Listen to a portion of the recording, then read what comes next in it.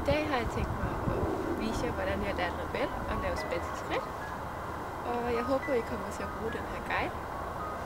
Men når man laver det her træk, så skal man passe på at ikke stå lige foran hesten. Fordi så kan det være, at man lige pludselig får et ben i knæet, eller hvad der nu er være. Ikke? Så derfor så stiller jeg så altid på siden af hesten, så hesten ikke kan komme til at sparke ind. Jeg har lagt mit signal. Fordi altså, her, så kan jeg nemlig også nå det op på ryggen, når jeg sidder, og så kan jeg lige prikke på benet her, og så løfter jeg.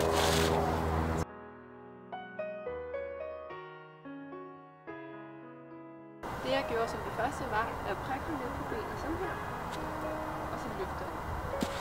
Hvor har jeg så gået ud? Han ved jo allerede, hvad det går ud på det her.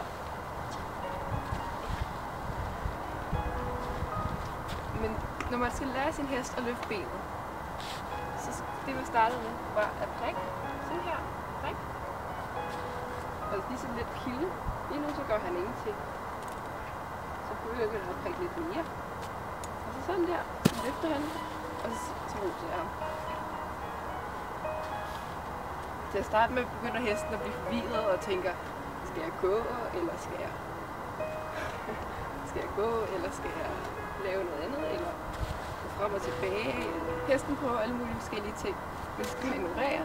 Og så snart hesten bare lige løfter en lille smule, så skal man rose. Man kan ikke forvente, at lige på starten af det, hesten løfter sit ben pænt flot fremad. Det er sådan noget, der kommer længere tid, ikke?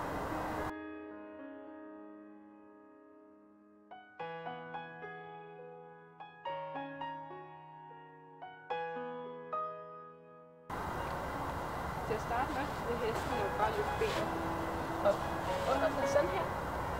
Men det kan man lige så langsomt træne væk ved at rose hesten for så langsomt at sætte benet lidt frem. Til at starte med, så prøvede jeg også at vise Rebel, at han skulle have benet længere frem ved selv at løfte benet sådan her. Så løfter han det også selv. Og ligesom for at vise, at det også er fremad. Til at starte med forstod han det selvfølgelig ikke. Det man kan gøre er, når hesten ikke gider at løfte sit ben pænt flot fremad, men løfter det ind under sig. Det er, at man tager man giver først kommandoen, og så tager man hestens ben, og løfter det fremad, sådan her. Og så ruser man så herud. Så ved hesten, at når man har givet sin kommando, altså, så kan den hesten finde ud af, at det i hvert fald skal løfte fremad.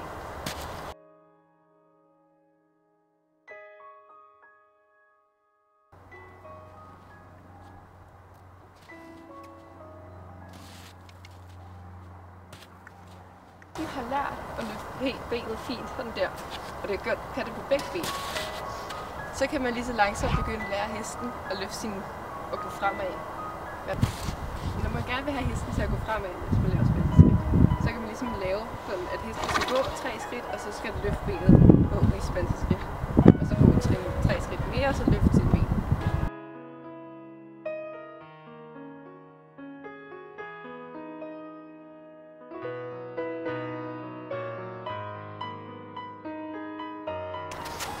Når hesten har forstået at løfte benet, når man går lige så stille, så kan man så senere føre det hen til, at hesten kan løfte begge ben lige efter hinanden.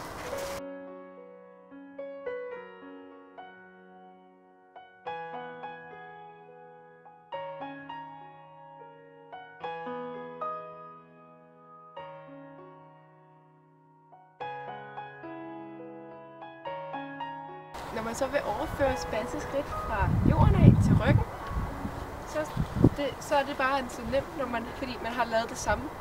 Et signal, man kan bruge fra jorden af, som man også kan bruge fra ryggen af. Og derfor har jeg lavet signalet hernede. Så sidder jeg bare heroppe, og så giver jeg bare det samme signal med mit ben og en pisk. Og så ved han lige med det samme nærmest, hvad det var, han skulle.